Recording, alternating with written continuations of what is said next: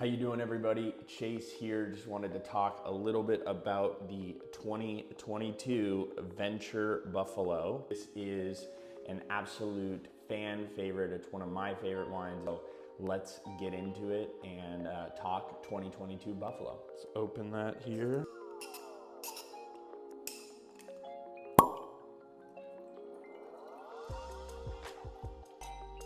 Okay, so while that is just sitting, resting in the glass for a second, want to talk a little bit about the history of this wine. This is actually our 8th vintage of Buffalo. It is 100% Cinsault. Cinsault is a Rhone varietal and used as a blending variety.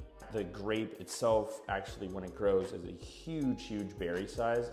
And so when we bring that fruit into the winery, it goes through fermentation. We do a lot of whole berry fermentation, and it doesn't throw a ton of color. It makes these wines that are lighter in color, lighter in tannin, fresh. So these wines end up being quite fruit forward, but I would say they also have a little bit of those savory notes, a little bit of that tea and that earth-driven quality, which makes it a really fun wine. So with the 2022 vintage, you kind of get this red cherry, this dense red cherry, this citrus dried orange rind. There's, again, this tea aspect, but I think we landed on it being more of like a chamomile.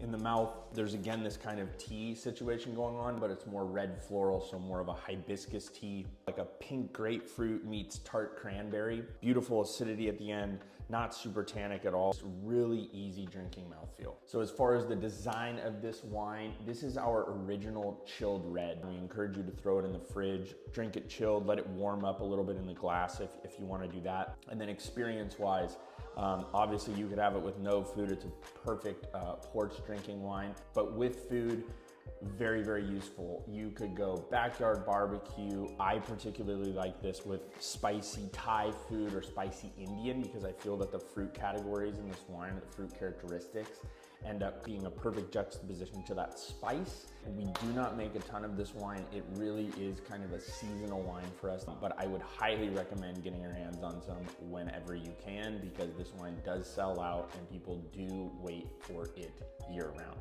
It's aged 6 months in neutral oak, unfined, unfiltered, absolutely beautiful, pure example of 100% Cinsault. I hope you guys enjoy. Let me know if you have any questions. Cheers.